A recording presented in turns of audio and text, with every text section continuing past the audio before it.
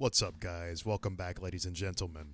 Welcome to another episode of Eigenbros. This week, I have a very special friend that I know personally. Alec Chapa has a lot of credentials that I think you would all be very, how would you say, is, in, what's the word? Impressed? Impressed by? Yeah, I was gonna say endowed, but then I'm like, No. okay, that's not the right word. Try again. Well, he is endowed, and you should be impressed. That's what I was trying to say. So, Alec, introduce yourself, buddy. So, what can the audience know about you? Well, thank you for having me, Juan and Terence. My name is Alec Chapa. I am a graduate with a bachelor's degree in conflict resolution from Portland State University. Very interesting place to have studied, considering what's happened since 2019 when I graduated there. A lot to go into, even while I was there to some extent, that's maybe lesser known to a wider audience. I have a publication in the Maxey Journal for Johns Hopkins University. I was studying political polarization in America, specifically around the topic of climate change. But a lot of those dynamics spill into a whole bunch of other topics naturally, as you can imagine. So yeah, that's a little bit about me. Before going to Portland State, I grew up in San Antonio, Texas. I rode my skateboard around all the time. I was a little thrasher kid. And yeah, I mean, I always had this kind of like inquisitive part of myself that I needed to explore, and so thankfully I found a mentor. I had an internship in Astoria, Oregon. My mentor's name was Seth Titchener. He runs a nonprofit along with his wife, Gad Perez. They call themselves Philosopharian. And they basically took me under their wing and, showed me a lot of the fundamentals. It helped me to get to Portland State to pursue a McNair scholarship program, and then eventually get my publication finished. Nice. And Cool. for the audience, what could you tell us a little bit about that title of the publication and what that entails? Sure. So it was a bit of a long one, as is natural for academia. I called it, let's see, In Trump We Trust, conflict narratives, epistemic injustice, epistemic isolation and conflict narratives in a large portion of the 2016 Trump base. God damn. Say that 3 times fast. No, I can't even do it once.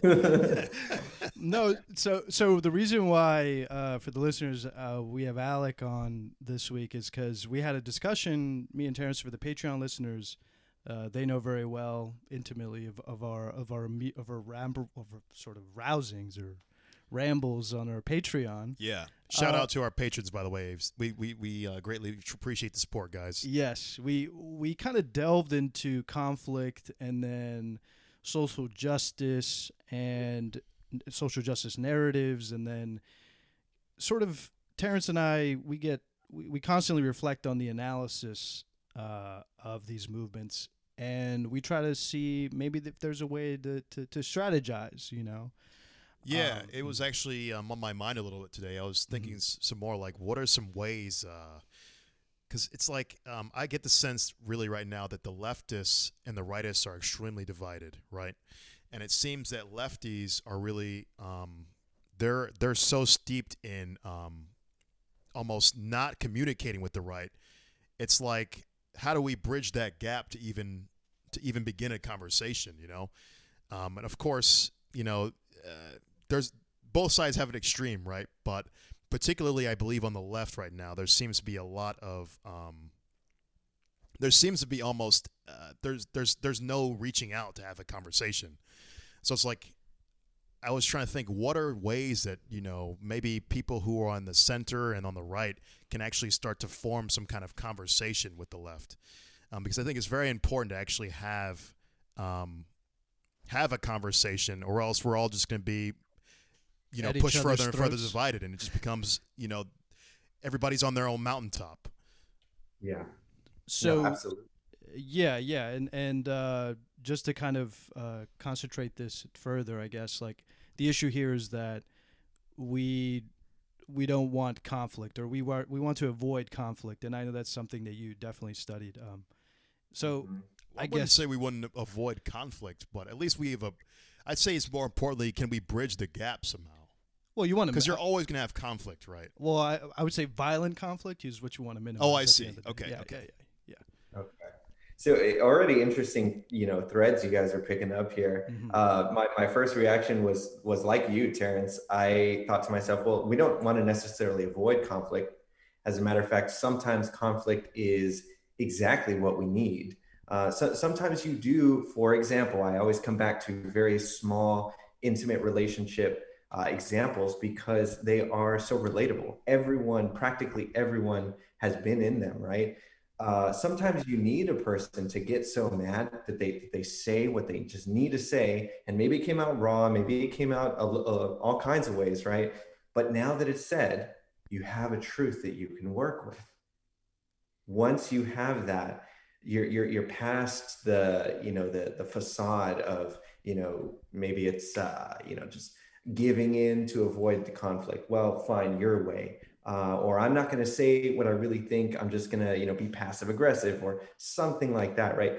You can shatter those, just anything that gets in the way of conflict resolution or transformation, right? The furthering of relationships by not avoiding conflict sometimes, ironically. Mm-hmm. Yeah. So I think that makes sense. Mm-hmm. So how do we get here? I don't know if if you have some kind of historical lens looking at the paper. I know introductions, when you write a paper, you have to kind of motivate the question. Right. So what is your take? What is the take that you, or approach that your team took? So this is interesting, man, because I'm 26 years old, right? I was born in 1994. And for basically my whole life, America has been polarizing, extremely so. So what that means is that, the Democrats are shifting more and more left, right? Just the left generally more and more left, the right more and more right. There's less common ground between them. There's less center, ideologues or just independents. There are just less of them. And then they're also growing, both of them are growing increasingly intolerant. And that's there's like a Pew Research that came out in, I think, 2016 that documented all this stuff, maybe 2017. But yeah, we've been polarizing for about 25, 26 years now. And there are a lot of factors that go into that. It's been happening. It's getting worse. Not trying to freak anybody out here, but if you think that it's happening, it's not just you, it's not just your circle. It doesn't just seem like that. Mm-hmm. Yeah. Interesting. Yeah, I agree. It's you can just tell. I see it online, I see it in institutions, I see it even in real life, and I'm just like, something has to break here. Like, this can't continue on. So your team looked at it in a sort of so you're saying with climate change, for instance, like it's one of these very impending dooms generationally that I think our millennials, I guess, and even people younger than us, Gen Z and the preceding generations, like we have this cataclysmic event that's looming over us. But right, and just to make a note real quick, sure. Juan, sorry to interrupt, but no, go ahead. I just wanted to point out we did a real back of the envelope calculation on when climate change is going to really fuck us in terms of like the polar ice caps being completely melted. And me and Juan, I think we came to the calculation of all the polar ice caps would be melted, just extrapolating with a linear curve on the graph within 800 to 1,200 years. So that's like assuming the best possible case scenario. So, yeah. And that's with like, not understanding any of the nonlinear effects, any of the runaway effects, or any of this stuff. So, and this is like something I've always wanted to know, but I never really hear anybody talk about these like real hard metrics. And I was wondering, Alec, maybe if you had some more you can add on to that. Just like give us some real true. Can you give us some real true understanding of what hell we're actually facing here? Man, okay, so this is where I have to distinguish myself from a climate scientist. I definitely cannot, unfortunately, do that. I mean, there's a lot of literature that I came across. There are just amazing, tragedies happening all over the place like that. But unfortunately, I don't have those stats off the top of my head. what I focused on, as much as it was about climate change, it wasn't about the climate change science. It was about climate change communication. So that part is where I'm investigating more than, science, which you can tie down to, the physical earth and criteria, et cetera. I'm looking at a relationship ultimately, relationship between the left and the right, between upper, middle, and lower classes, between, producers and consumers, et cetera, et cetera. And that communication is what we see polarizing. That relationship is what we see is in conflict. And here's a quote that'll hopefully make sense. In relationships of peace, life fulfills, and truth becomes liberating. Truth is liberating. In relationships of violence, life becomes a stranger and truth becomes a paradox. In relationships of violence, truth has no meaning, right? This is where the quote ends. Truth has no meaning anymore because the two parties which would have a narrative, which would try to communicate to each other, are so radically separated that anytime they would try to, they're just so separated that it's like they might as well have been from two different continents in two different eras. They don't have any way of communicating, but on a basic level, just the only thing I can really communicate to you is that, I'm not fucking with you, basically. You know what I mean? And I don't need English to do that. I don't need Spanish to do that. I don't need any language to do that other than my body language and violence, right? Mm-hmm. So when we polarize, that's what happens to our communication. It breaks down to such a severe level, and it starts to chip away at the relationship itself. So that's kind of the framework that I understand it from. Mm-hmm. Relationships of violence, relationships of peace. Mm. So what were your findings on this? Like just seeing that both sort of political spectrum, I guess from the political spectrum in the U.S., you have such a polarity. How do you bridge the gap? How do you reach out? How do you find, there's something me and Terence discussed in our Patreon episode, maybe tactics that we could do. We both consider ourselves on the spectrum of the left because we live pretty liberally. And yeah, but we still have critiques of the left in the sense that there's a lack of strategy in reaching out and communicating. So much so I can't even really, in good faith, sometimes I feel like I can't even call myself. It forced you're saying the movement farther left forced you closer to the center, I guess. Yeah, I always think of it as a bullshit kind of cop-out to call yourself a centrist, but these days I'm like, I can't co-sign the left anymore. They're just too batshit insane. I'm like, I can't do it. So I can only claim myself as centrist. I seem to have way more in common with people in the center, right and left, than I have anything in common with the people who claim the left these days. So it kind of sucks. I'm like, it's so far polarized. I can't even really claim. I can't take the hard approach to just claim a political identity anymore. I have to sit at that center position, which is it's annoying. It's incredibly frustrating because it at least for me, and hopefully it speaks to you too as well, there is so much of the aspects of our lives, social, political, cultural, and anything that we would do to just relate to other human beings that is taken away from us when that becomes one of the criteria of friendship or criteria of relationship. What's your political identity? Are you wearing a mask? The fact that can be seen as it doesn't have to be an American flag mask. It doesn't have to be anything, right? But just the fact that you would or wouldn't wear a mask is political. Yeah, it's so silly. Yeah, so right, the fact that you can fly, an American flag out of the back of your truck and have that be a political statement, right? Even though we're all in the same country, why is that political, right? So you automatically think conservative when you see a red with American flag. Why does that make any sense? Right? Why is that? Yeah. We all know why, they've been to some extent they've been successful at sort of co-opting, right, what that flag means, what it stands for, and it sucks because, you know, to some extent, whenever you think and you make that association, you know, that's a conservative, they're winning because they just hijack your stereotypical, your ability to produce stereotypes. You know what I mean? They just hijack that. The And so, association, yeah. yeah, so they're kind of winning, but at the same time, the fact that you would be right most of the time is why we all keep doing it. And that's what makes us human, right? So, yeah, back to tactics. Let me ask you two a question. How much do you make a point, you know, and I'm not trying to put you on the spot, but just genuinely, let's explore this lens. How much do each of you make a point to communicate with people that disagree with you, especially radically? Well, on Twitter, it gets me in a lot of trouble.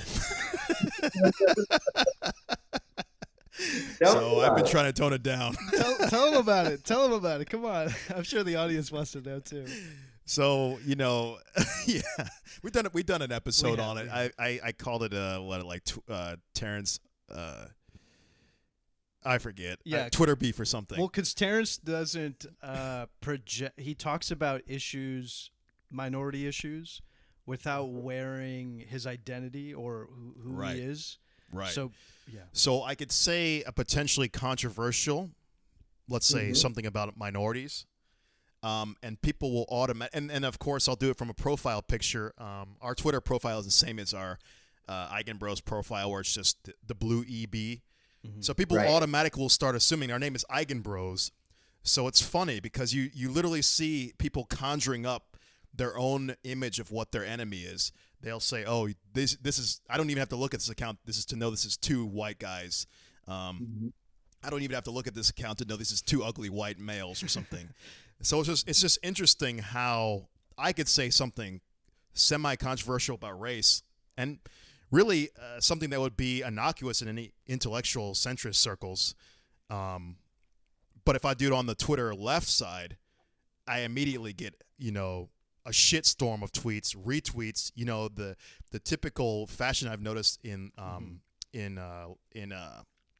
leftist Twitter is that they will do retweets to try to shame you. So they'll do these retweeting of your comments to try to shame you, and it's like a brigading style tactic to say, "Oh, look at this person. This is our enemy," and then basically they try to get you to retweet so that you'll delete the tweet or something along these lines. So it's basically the whole tactic is silencing someone. So not once does, and I checked, and this happened to me like 2 or 3 times now. So my research is now confirmed of what the tactic is. Like not once does anybody actually debate the topic at hand. It's just an immediate attack and an immediate tactic to shame someone. So I thought that was very interesting, and I see this mostly on left Twitter. And rightist Twitter, of course, they would just be like, "Yeah, you know," they'll misinterpret the statement completely and think it's, you know, a win for racist, you know, talking shit about, you know, black people or whatever. You know, so the rightist Twitter will just, you know, they'll of course just be like, "Yeah, confirming my beliefs" or whatever, and construe it, you know, like how kind of the you know, me and you were talking to Juan about the Dave Chappelle bits where he'll say like he'll make fun of like these black tropes or something, and then, you know, someone who may be a I don't know how to say, like someone who may be anti-black will take it in a new meaning. You know, they'll ascribe. They'll see what I guess what you're saying is like, people will strawman your point. They'll see something. They'll project. Yeah, they'll interpret it in their own light in some sense. Yeah, in their own lens. That's what happens with the rightists, and that's what happens with the leftists. But then if I will make that same tweet to, let's say, a centrist audience, then it's just debates. It's just analyzing the data, analyzing what the content of the message is, and it's interesting. It's like it's so evident what people's teams are on Twitter. It's really given me a lot of insight on that whole area. And I'm sorry, I kind of forgot what the original question was. The question was, and you've been doing a great job at, you know, eliciting that information. The original question was, how much do you make it a point to have dialogue with people that disagree with you, especially radically? And so, you know, you get into trouble on Twitter, and you can see these different, groups or teams, as you said. And that's what I was going to point out. There's this in-group, out-group dynamic happening, right? I mean, it's no mystery. But before I pursue that a little bit further, I'm going to ask you, Juan, what was your experience? I've given up. Well, I've given up online. I see it makes more sense having these discussions in person, because language, human language especially, there's so many things that are nonverbal. Words are very one-dimensional. Text is very one-dimensional. It doesn't. You sort of, your imagination is a projection of what you're reading, right? Or yeah, if that makes any sense. I would say you capture more meaning in the intonation and the body language of the person. If they're being, maybe if they're being facetious or something, you won't capture that online. Or if they're trying to make a nuanced point about something, you don't necessarily see, maybe they're raising a question and they're not attacking anybody. It's more of a sort of point to make. And I've found that online, usually these discussions delve into, entrenchment, people taking a camp or a side, and then, just kind of devolving into straw men of people's arguments. Yeah. So, but I find it more fortuitous to discuss these things in person. And I find it's actually it's easier. I know, Terence, you use the word centrist when you discuss these things, but I think my interpretation of that is, when I speak to people that are academically inclined and aren't necessarily married to a paradigm, or married to a point of view of the world, they're willing to take on or sort of entertain another paradigm. You know what I'm saying, of right. thinking. I think academically minded people in those circles, including the left, and I think even academics that would call themselves on the right, would also be willing to take on maybe a competing point of view. But again, these are more academically minded people, and of course, me and Terence. But the important thing I would just Sure. throw in there, one, is I think those people you're talking about, the academics in that sector, are typically centrists. I've noticed, because I've seen a lot of academics, even on the left, that go with the batshit loopy retweeting method. That was most of the people, because I'm in science Twitter land, right? So it's always the academics that are in far left that are tweeting these things about, what I'll say on Twitter. So I don't want to put academic as the word that's important. It's really the centrist word that seems to be the most relevant, because the centrists that follow us and the centrists that see our stuff, that are academics, they're the ones that are actually responding and engaging in a meaningful way. The academics on the left are the ones that are doing the batshit loopy shit. Right, but this is also kind of where I don't know, I tend to get into a point of, like, centrism is such a relative position in politics, relative to what, right? And so that changes over time in history. I mean, it's kind of difficult. But we know the context of the time, so center for the context of the crazy of time 2021. we're in now. Right.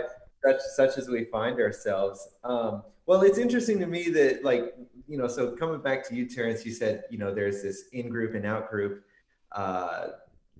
just dynamic that emerges, or that's present, right? It doesn't emerge, it's already there, it's been going on. And that's a very social environment. And the tactics that are being used are very socially enabled as well.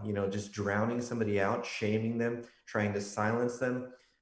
You can physically imagine, like, a herd of people boxing somebody in. I was a cross-country runner for a long time, and that's something that'll happen, like the fastest guy, that maybe has a chance at something, right? In this case, winning, they box them in. So they can't, essentially their freedom is restricted, the same kind of thing. But that's only possible because of this social dynamic.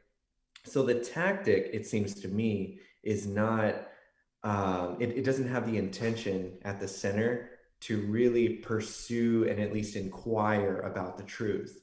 And to me, Juan, that's part of why you've given up, because that's one of the factors, right? That the social, the in-group, out-group, the polarized. But another factor, like you're pointing out, is the fact that language devoid of any kind of intonation and all that, it makes it increasingly hard. It's like damn right impossible, especially with people that go into the conversation wanting to be number one right and wanting you to be wrong, and very anxious about deciding who you are very quickly.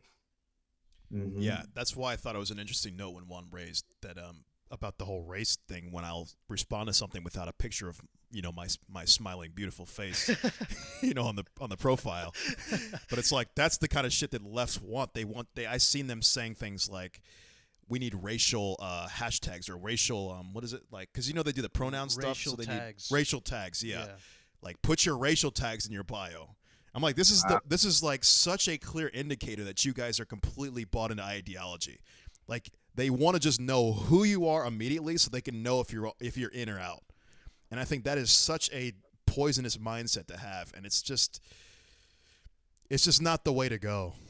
Yeah. Well, see, it's interesting to me because I've really gone, I wouldn't even say back and forth as if there's this line and so I swim, but I've wrestled with it a bunch, and I can unpack that if you're interested. Sure, Yeah.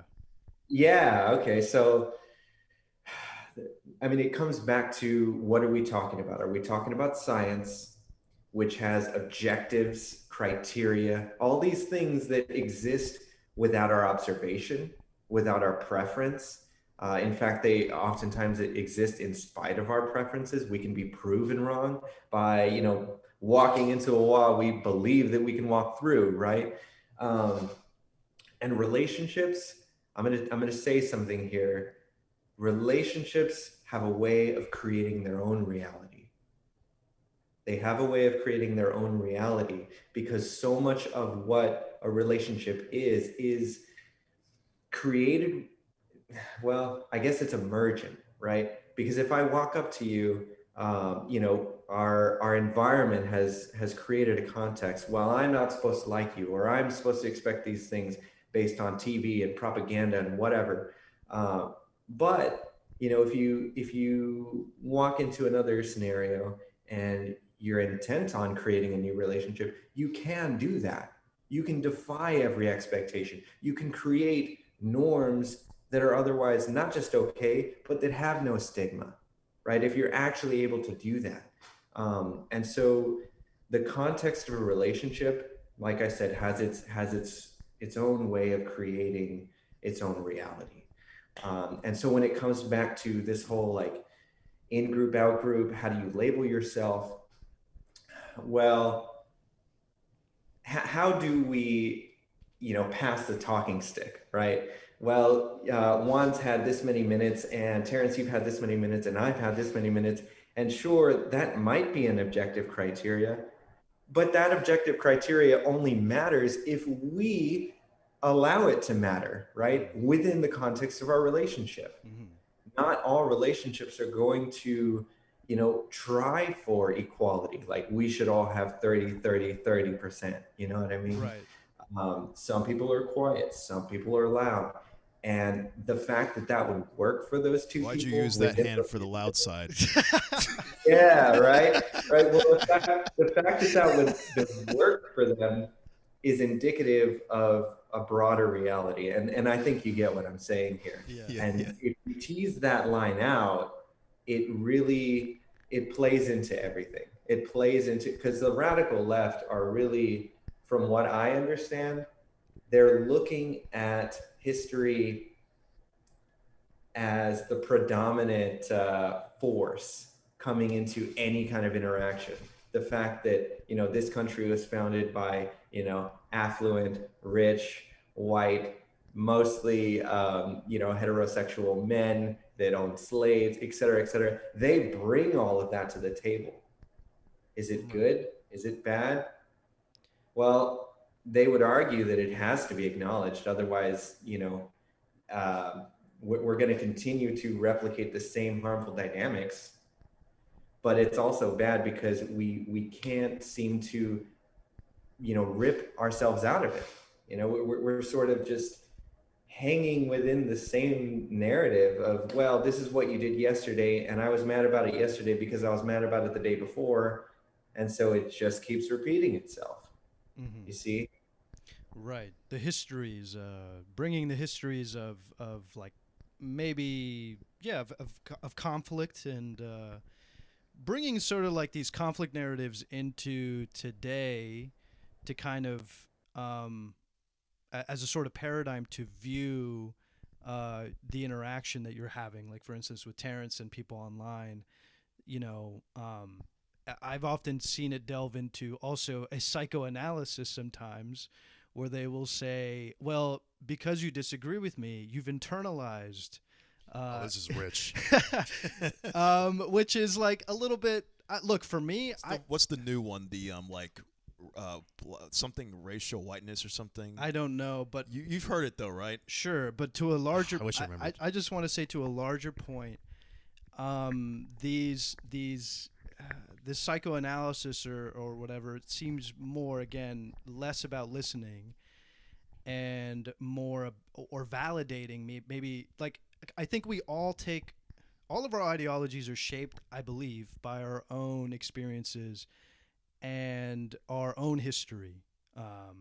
And I think it's a mistake to universalize our own histories onto and project them onto other people and onto the world. I think maybe listening to people and then having discussions, coming to the table and say, hey, this is where I'm coming from.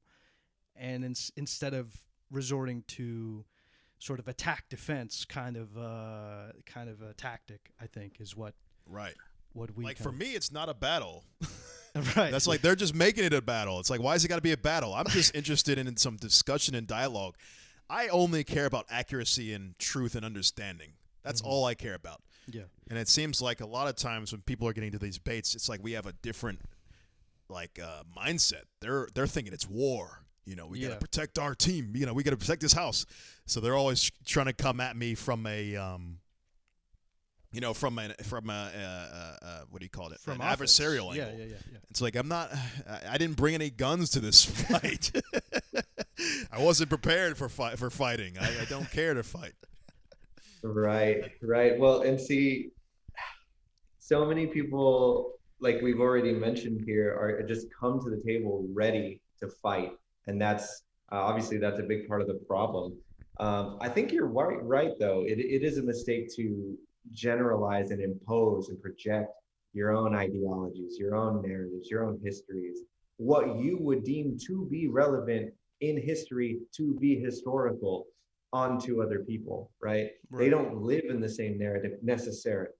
And even if they don't, and you can argue maybe you should, right? Maybe you should care that the Mexican American War happened and most of Texas is or was Mexico, and so what does that really mean in relation to the border and anything else that we can say about who lived where first and any of that stuff? Yeah. Maybe you should care, but at the same time, I have to step back and say, well, hang on.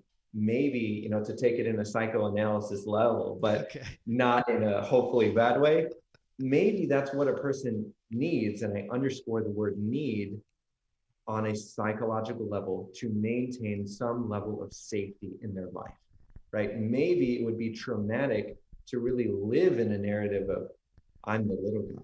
I've been the little guy for hundreds of years. I stand no chance at this, oppressive regime that's going to continue long after I'm gone. That would be incredibly traumatic, don't you think? Yeah. Just to occupy all the time? Yeah. Yeah, but I think that's not true. I think any person has significance. I just think people sometimes may get themselves in a defeatist position sometimes. But you can do a lot as an individual person. I think. Sure, these narratives may be true and whatnot, but you always have to recognize that you are much more powerful than you could possibly imagine, I think.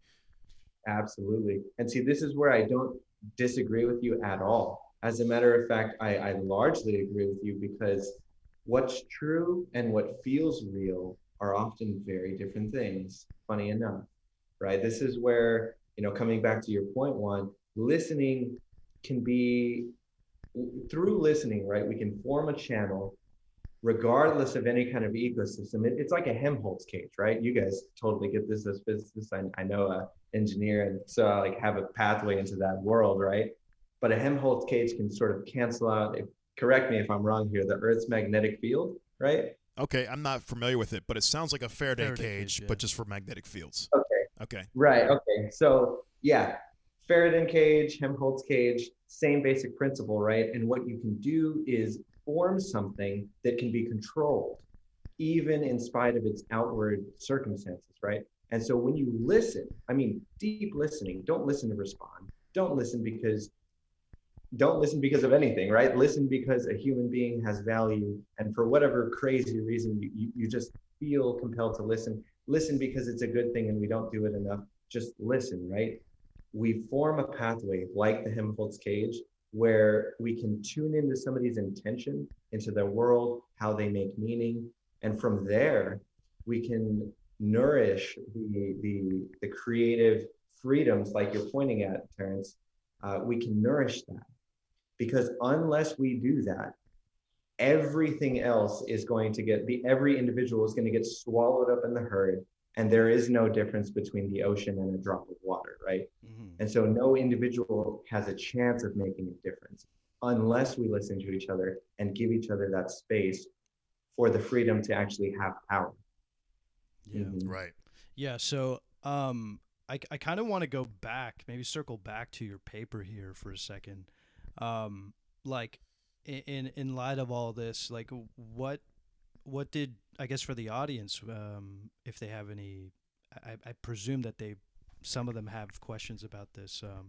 What were your findings? I mean, in the scope of all of this.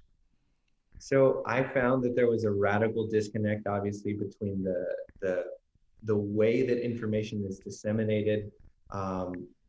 It basically fell into a couple different criteria categories where, I'm basically saying, look, Fox News, and this is what I studied based on a set of articles, they exhibit, behaviors of conflict condition narratives.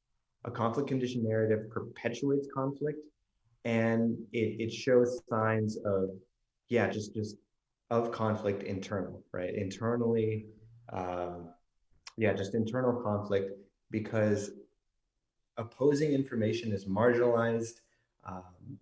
Master themes of justness or superiority or whatever it might be are amplified.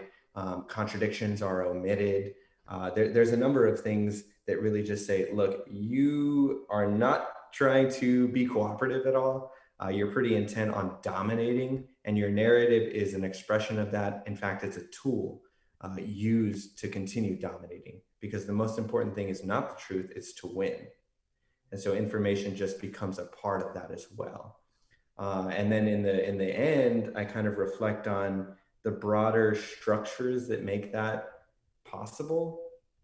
And so I kind of heed on, to the extent that Fox News perpetuates these narratives, and they do so willingly and intentionally, they are anti-scientific. They oppose the dissemination of truth, of information that could equip us to find our way through this stuff regarding problems that we're all facing, right? Climate change. So to the extent that they do that, they are perpetuating the conflict condition narratives. They're making it worse. There's this positive feedback loop. And unfortunately, I have the suspicion, I didn't investigate it in my paper, but I notioned that there could be an entire ecosystem, an epistemic ecosystem, where it's a house of mirrors. A person that listens to Fox News and routinely listens to it finds themselves in a narrative that continues to make sense, not by referring to outside sources, right, in a scientific manner, but by continuing to, prioritize what it wants to prioritize, by Yeah, by just exhibiting these behaviors. And what it does is it traps a person more and more over time, so that they begin to isolate themselves away from people that don't show sympathy towards the cause and don't seem to believe it. If you raise one question, you're a non-believer. And that's all it takes for somebody very, very isolated epistemically to just cut you off. Mm-hmm. And I think that's a part of what we're seeing play out in the general political landscape. Gotcha. Yep. So this speaks bigger to not only it's sort of outside of politics. It's sort of how humans sort of navigate. How would you say? Just even normal life. Yeah, like just maybe so. Yeah, I think so, because we all like to, like in real life, we would hang out with people who are close to, right? And then you all get in your own bubbles. And then let's say you guys will have certain jokes that might be, looked upon as bad. Or just inside jokes that, like, why are you picking on him for this thing? Yeah. Like, and, you get somebody else, or you go to someone else's group, and then you say something, they're, like, shocked. Yeah. That it'd be fine in your group. You're like, oh, shit. Yeah. So I think it's probably really similar to that. It's just that now on the internet, you just have a bigger group of people who all buy your own same stuff. So then you're like, oh, I'm just right. Yeah. And it's actually, it gives you this inflated sense of how, it gives you an inflated sense of your own opinion. Right. And it's like, it's really not. It's like you're only thinking that you're right because this group is just a different scale of small now. It's like 1,000 people may agree in the same level as you, but this is just the internet. The internet is composed of millions of people, right? Right. So you are a small minority still, but you just don't realize that because your whole group has this is just larger than you've ever had any kind of understanding. Yeah. Yeah, they're all clustered together now. Yeah, I wanna like it, and I see this not, like I said, not only in politics, because I see this also in like advancements, quote unquote, in flat Earth sort of scientific, like science, like advancements. Yeah, you're seeing a resurgence in these sort of like what used to be considered fringe elements of thought, taking right. a significant amount of, or occupying the space of discourse, where people are saying, right, because now there's collections of people being brought into this, and they're like, oh, you see this too? Yeah. And now there's, they're getting funding and conferences. Yeah. So flat Earth conferences. It's like this would never be a thing without the internet. And it's often, and that's an interesting case, because it's a sort of counterexample of like they're being pearlist. They're being like, I will not take something without my own how would you say, physical like observation. Like, I see the world as flat. I don't see anything. And that's not even enough, because once the flat Earth people have had the idea of what they're wanting to see, they do the same shit as any other dogmatic organization. They justify how that's a trick of the eye, or they justify how that's wrong because they already know the conclusion. Yeah. It's the same thing that all conspiracy theorists have.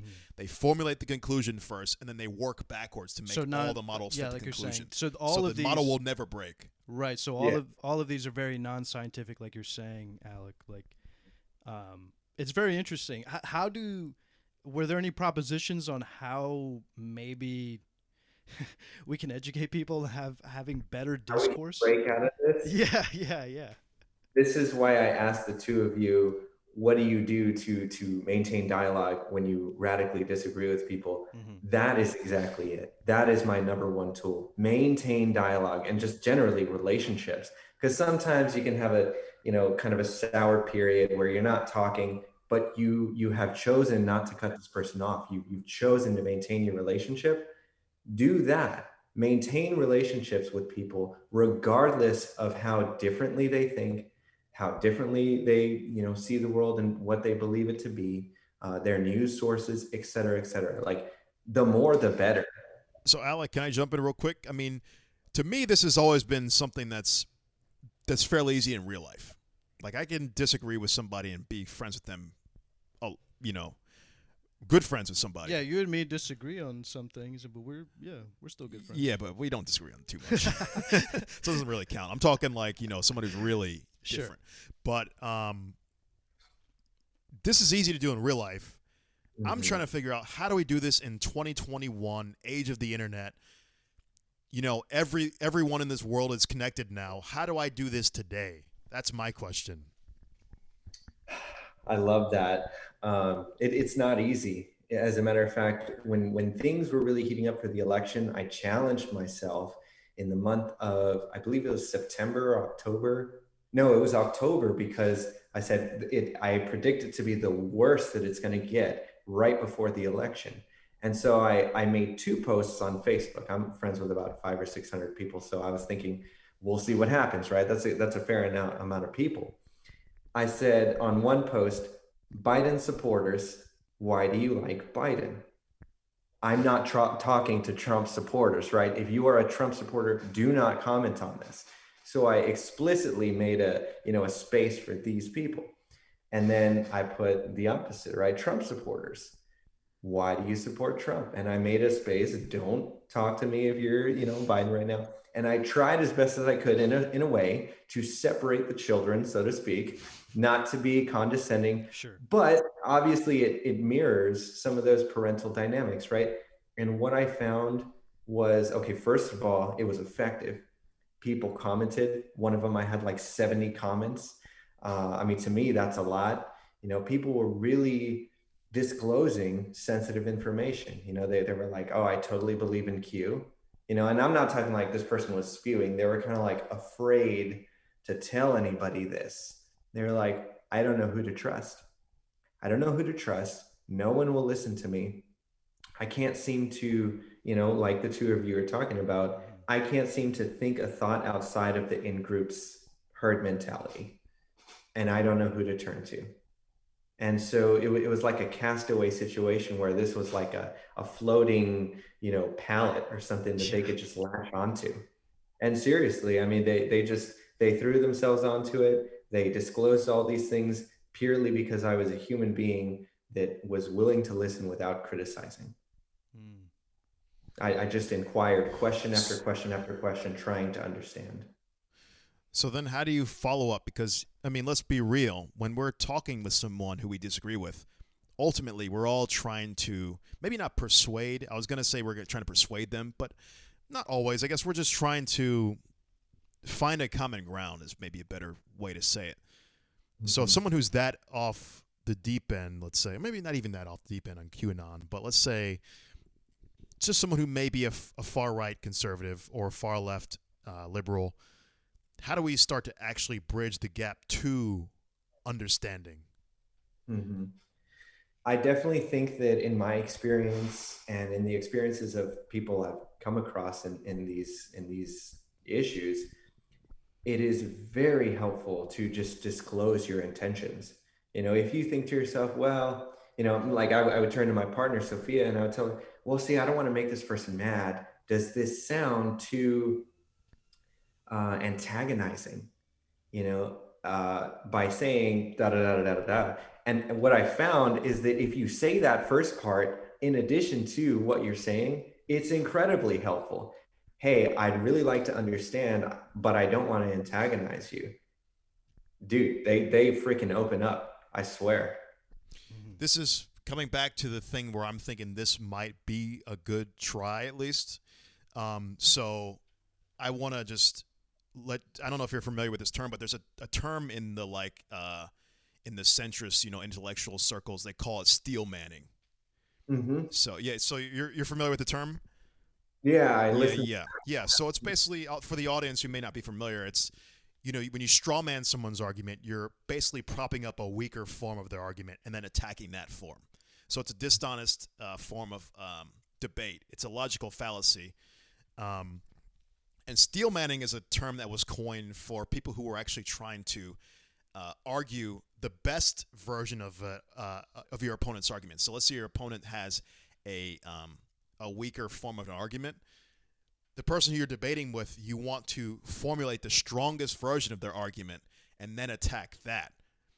Mm-hmm. And I'm saying these words like attack and whatnot, which may be a little bit Charged. charged. But I mean, like, if you think of it as like a sparring session, let's think of it like that. Like, you can attack someone in a sparring session and still have a friendly banter. So, steel manning is that term. A guy on our Twitter post said he wanted to make a new term called star manning. Now, I got to say, I don't really like it. Sounds kind of corny, star manning. I'm like, it's cool, but I like the sentiment behind it. So his term star manning was to try to say intellectuals who are forming arguments now not only need to steel man the arguments, you need to star man them by giving them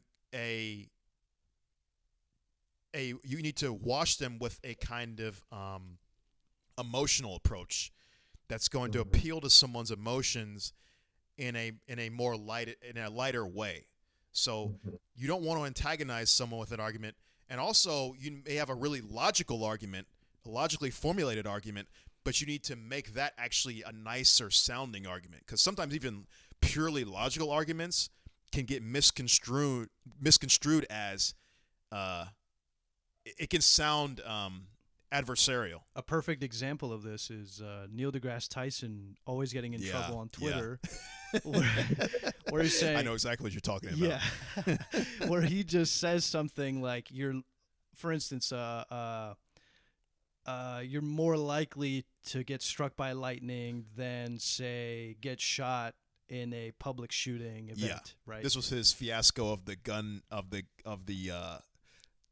this is his response after a school shooting. Yeah. And immediately when you see the tweet, you're like, oh, this is going to be bad. First off. And it's a completely logical statement. It's not. He's not intending wrong to be malicious, right? Right. It's just a logical statement that he was saying people die in lightning strikes more. Don't be scared, essentially. Yeah. They die from shark attacks, whatever, more than gun shootings. But it's like you have to also account for people's emotions in these arguments.